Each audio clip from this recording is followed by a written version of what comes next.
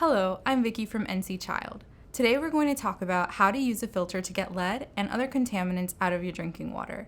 If you have tested and found lead in your water, you may be thinking that you need to go and replace all of the plumbing, or you may be rushing to buy a stockpile of bottled water.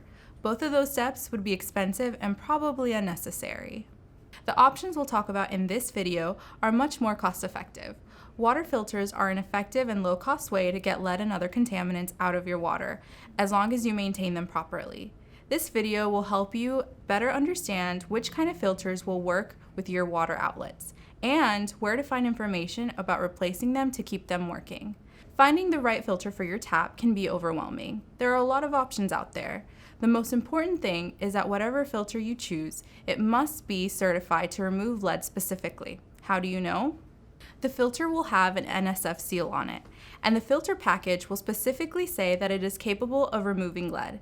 If the filter is not NSF certified, don't buy it. There are 4 kinds of certified filters that you're going to find. There's a pitcher filter. Don't use that. Most pitchers are not able to filter out lead, and they're probably too small to meet your needs anyway. Faucet mounted filters, countertop filters, and finally under-counter filters, also called inline filters. If you have a water fountain containing lead, it should be replaced with an NSF certified fountain if at all possible. But there are also options for filters that are compatible with water fountains. Okay, so we're going to get into more details about the filters. Each of these types of filters has its pros and cons. The faucet mount filters and countertop filters are designed to be the last object in contact with the water before you drink it. This makes them ideal options for removing lead no matter where in the plumbing system it came from. There are several affordable countertop and faucet mount filters. Cost can range between $20 to $500. However, these filters will not work for your tap if you have a pull-down nozzle on your faucet. Under-counter filters tend to be the most expensive types of filters in terms of upfront cost. However, the filter cartridges tend to last longer, so you won't have to replace the cartridges as often. This means they cost less to maintain over time. Under-counter filters also work with any type of sink. Under-counter filters, however, will not catch lead that is coming from the faucet itself. Many plumbing fixtures and faucets made before 2014 still contain significant amounts of lead. If you install an under-counter filter, we strongly recommend that you also put in a new faucet. This will ensure that you get rid of all potential sources of lead.